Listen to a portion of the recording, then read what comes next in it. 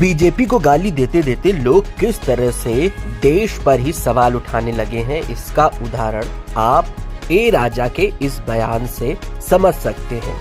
என்ன காரணம்? முதல் பாயிண்ட், இந்தியா ஒரு நாடு அல்ல. நல்லா புரிஞ்சுங்க. இந்தியா எப்போதும் ஒரு நாடு அல்ல. ஒரே நாடுனா ஒரே மொழி, ஒரே பண்பாடு, ஒரே கலாச்சாரம் இருந்தால் ஒரு நாடு.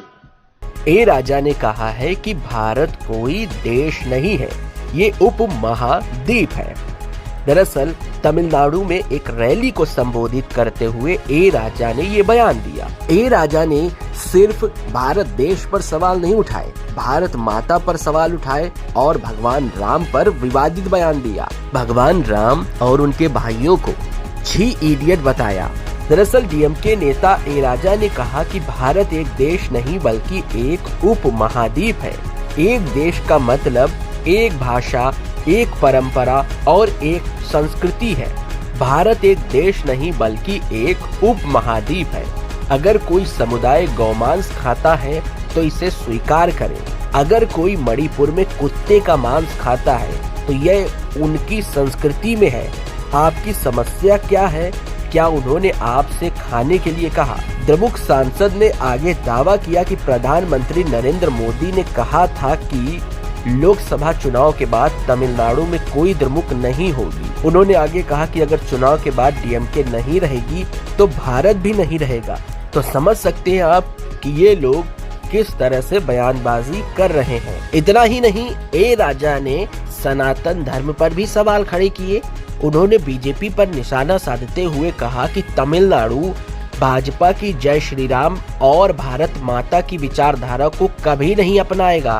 ஆனால் நீ சொல்லுகிற கடவுள் இந்த கடவுள் என்றால், இதுதான் ஜெய் ஸ்ரீராம் என்றால், இதுதான் பாரத மாதாக்கு ஜி என்றால், அந்த ஜெய் ஸ்ரீராமனையும் பாரத மாதாவையும் ஒருபோதும் நாங்கள் ஏற்றுக்கொள்ள மாட்டோம், தமிழ்நாடு ஏற்றுக்கொள்ளாது। असल मदुरई में एक सार्वजनिक कार्यक्रम को संबोधित करते हुए पूर्व केंद्रीय मंत्री ए राजा ने कहा था कि तमिलनाडु उनके यानी बीजेपी स्पष्टीकरण के आधार पर राम या भारत माता को स्वीकार नहीं करेगा।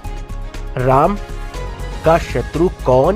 मेरे तमिल शिक्षक ने कहा कि राम सीता के साथ वन में चले गए, उन्होंने शिकारी को स्वीकार किया, उन्होंने सुग्रीव और विभीषण को भाई के रूप में स्वीकार किया। वहाँ कोई जाति या पंथ नहीं था।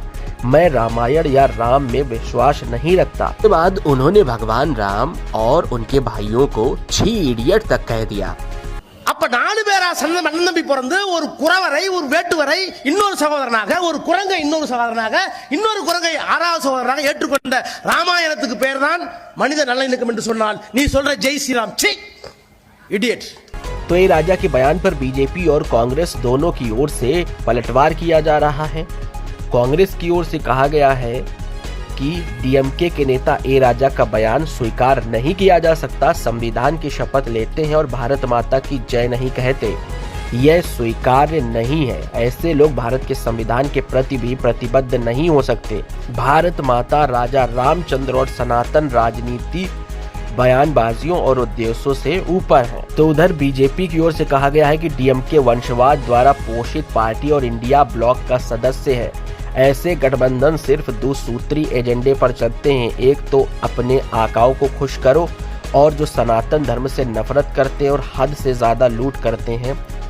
2G घोटाले के आरोपी डीएमके सांसद ए राजा लगातार सनातन धर्म का अपमान करके वही कर रहे हैं।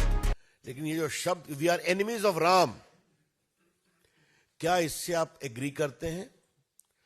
इफ यू से भारत माता की जय, we will never accept it. DMK नेताओं की छवि पर बीजेपी ने निशाना साधा है। बता दें कि ये वही ए राजा हैं जिन्होंने साल 2010 में 2G घोटाले को अंजाम दिया था। 2G घोटाले में आरोपी बनाए गए थे। लगातार सनातन धर्म के खिलाफ बोलते रहे हैं। पहले भी इन्होंने कई ऐसे बयान दिए हैं। उसके बाद अब इन्होंने भारत देश और भगवान राम और भारत माता पर निशाना साधा है।